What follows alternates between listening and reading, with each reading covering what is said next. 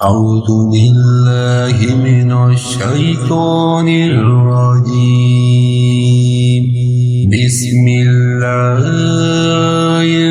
الرحمن الرحيم والذين صبروا ابتغاء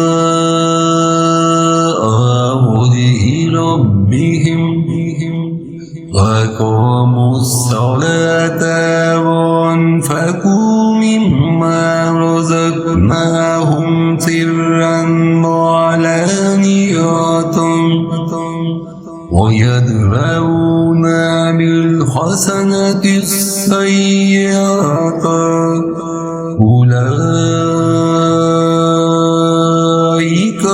لهم عقبى الدار।